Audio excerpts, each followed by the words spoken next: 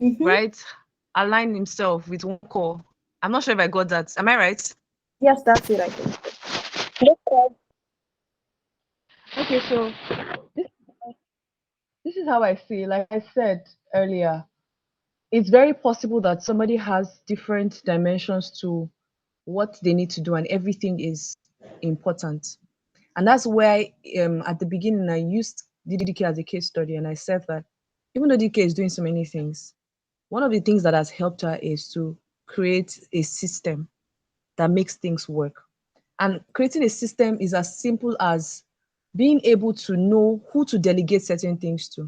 Yes, you might have different aspects of your life that you need to do, but you don't necessarily have to be the one at the forefront. And this is where your leadership capacity is tested. I think that for me personally, one of the things that God is making emphasis on for me in this season of my life, especially as a multi-potential person, is being able to um develop my leadership capacity to say that, because if you're somebody who is really responding to your calling, fulfilling what God has called you to do, one natural thing that will happen is that people start to gravitate towards you.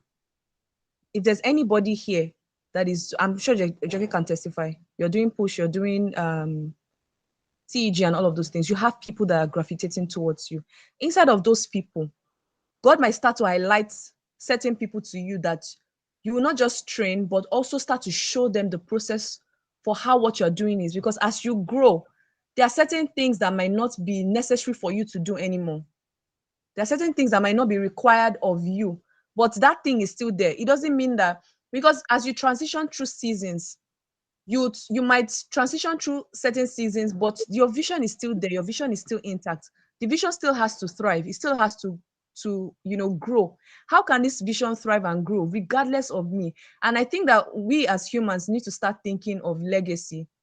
These are the things that God Mm, is highlighting in my life. We need to start thinking of legacy beyond myself. Because if God has given me this vision, there's so much work to be done. So I can relate to what James is saying. There's so much work to be done, so much that you cannot leave one for the other. Everything has to be done. So how do you do it in such a way that you don't wear out and one doesn't suffer for the other? Things have to be put in place. You need to put people, you need to put systems, you need to put structures. If you have to employ people, if you have to call for volunteers, if you need to train people, if you need to put people as interns, that okay, let me train you and show you the model of how this thing works. But you have to create a model first and put that model in place so that anybody that comes on board can be able to leverage on that model that is at work. You will develop it as it goes. That's how things that we see, all of these structures, I mean all these systems and organizations that we see today, this is how they are thriving. You see that, oh, this person has been in ministry. For example, I'm a member of the Covenant Nation. Pastor Poju is doing work back inside this same Covenant Nation. We do work back, we do Afrobeat concerts, we do the platform, we do Be Women's Conference. But do you think that it's Pastor Boju that is doing all of these things? And all of these things are important. We cannot say, oh, we will not do Wabeko this time around because I need to do platform or because I need to do this. Do you understand? So there are people that are in charge of it so much that a year before Wabek, they a team, they've already done team for Wabek even before this one that we're doing in 2025 now. The theme for it, the design for it, everything has been sorted out by the people that are in charge of it way before now. So you people are just seeing that, oh, this person is coming for what beg, this person is doing this, person is doing that.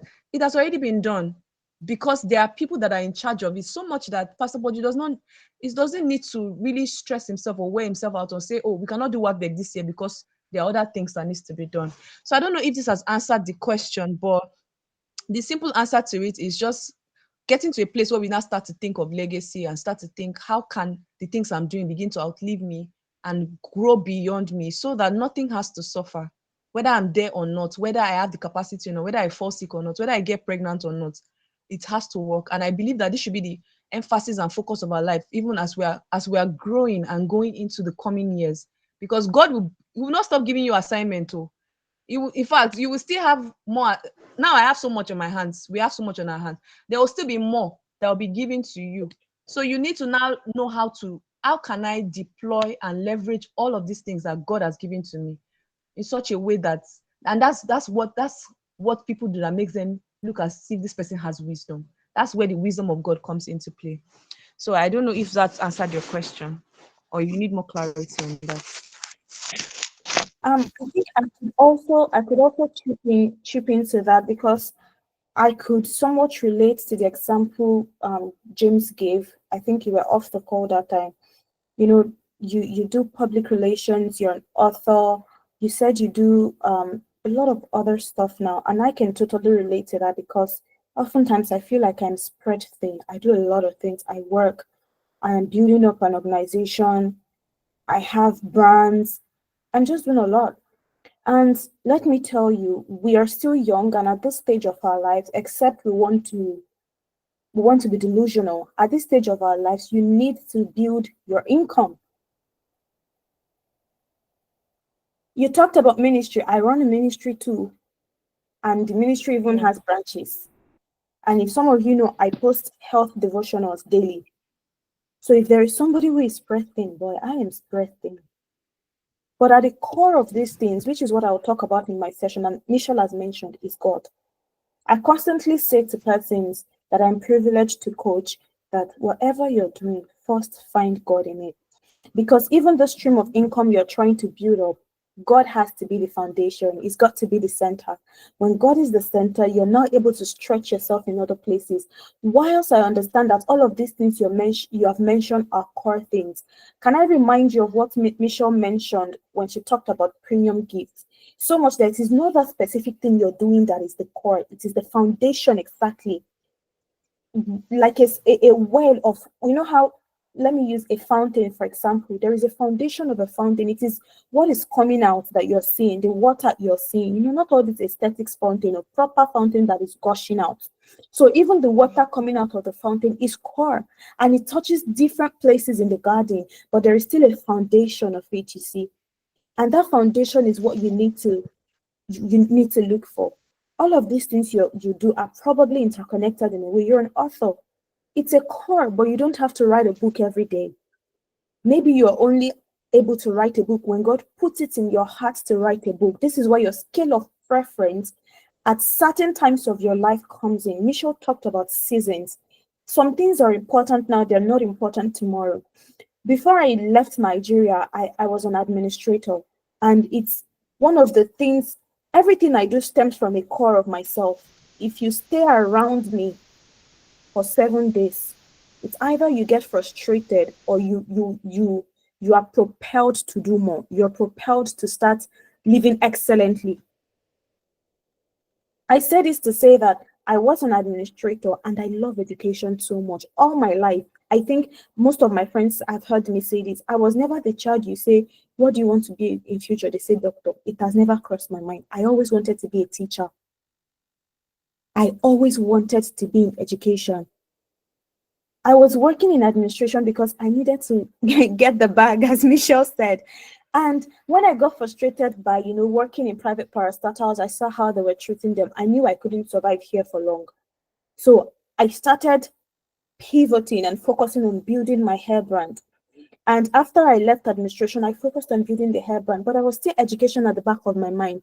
So much that for every time I worked in administration, it was in a school setting. The only time I think I worked outside of education was when I was a journalist. So when he talks about somebody that has done many, many things, I am a living example. And then I was the kind of person that I could not survive on doing one thing at once. I had to do multiple things at the same time. But I had to leave Nigeria. I had to come to a country and a system where you have to be a master of one thing. They don't believe in doing too many things. I was frustrated, but guess what? Seasons has changed. My priority had to be my education, my postgraduate education. It was difficult. I remember talking to Michelle a couple of times that I'm so frustrated by what I'm doing. Good for me, I am quite intelligent, okay, but I was frustrated until I had to reorient myself and reconfigure my mind that I cannot stay in a season I should leave behind. This does not mean that the element of that season won't come back in the future, but for that period of time, I had to leave it. It was start leaving a hair brand I had built from scratch with systems and structure. I had to leave it behind. Focus on the masters, is it still connected to my core? Yes. Do you know what I did? I started to find excellence in what I am doing so much that I'm the first Black sociolinguist in the entire country, the first I became the first Black of many things, places that even their PhDs would not get into. I knocked those doors and banged them down because if you hear Joke, you have to hear excellence. People that stay around me, they know I get frustrated when you don't do things excellently. So now that I know this is my core, I start to make sure I am very excellent, that I have become indispensable. Do you see what I'm saying? So there are certain periods of your life. I'm going to use your writing, for example. I love to write. I grew up writing books. I grew up writing lyrics to songs. I've not written, do you know the many times I feel in my heart to write a book? I have not written a lick of a book. And I'm sure there are so many people who tell me, you're supposed to be a thought leader. Write those books, do this. But if I write them now, I'll be frustrated. But when the season comes for you to now be an author again, you're still an author, but for it to now be the center of your focus, you're going to know. You're going to be discerning of that season. However, I have talked about, you've got to find the income has to be there. You need to have money. You can run the ministry also. Your pastor is doing it. She used the DK as an example, is doing it. If they can do it, I'm young, why can't I do it? The only thing is that there are some times that the ministry might have to take a back burner, and there are some times that my work will suffer for it. However, what season am I now? This season might be for a month. It might be for 3 months. But what season am I right now? If it's now you have to give your 100% to the work, give it. We say we run ministry. If God tells you tomorrow morning, shut down the entire ministry and go focus on your office work, I hope you know you have to do that. So that we do not get so attached to these things, forgetting that the entire core of our life is first the foundation of what God has built. So if you're into PR, you love to do PR, you can start doing PR on the side. First, do it as something you enjoy doing. First, continue to do it as something you just do it, at your leisure. Over time, it's probably going to build up to something that you might need to resign from your 9 to 5 because it's bringing you more money. I am not one of those Christians that will talk under my tongue when it comes to money. I love the good life, child. So you have to get the bag. You need to get the money. Get your money up. Do you see what I'm saying? So always ensure that as much as you feel like all of these things are your core, maybe you now need to reevaluate them. There is somewhere this thing is stemming from. And this was like the onus of what Michelle really emphasized to us today. And I really need all of us to do the assignment she has given to us. Sit down and think, I can do all of these things. They are the core and they are the callings, they have extended branches to them. But which is on the scale of preference now? Which is priority to God now? Because if it's priority to God, then it becomes priority for you. This is why you can be excellent in different places, but it does not have to be at the same time. You remember she said you can start with one, over time it builds up, and when you want to do the other, it builds up on the influence of that one you have done. That was when she used Vicky James as an example. I hope that has answered your question in a way. Yes, it has. Thank you so much. Thank you so Thank much. you. So you're welcome. We're going to take a short break. Thank you, James. James, have you read Accelerate? No, I'm not Oh, sure. you're going to be the first person I'll buy the book for. It's supposed to be a Thank you so discount much. for people on here, but I'll buy it for you in full. So for all the people who did not ask questions, how do you attend workshops like this and you don't ask questions? It's perturbing. So I owe James one. We're going to take a very short break now. Go and get your water because we're getting into the next session. Remember, I told you reset is usually 4 hours. It's intensive.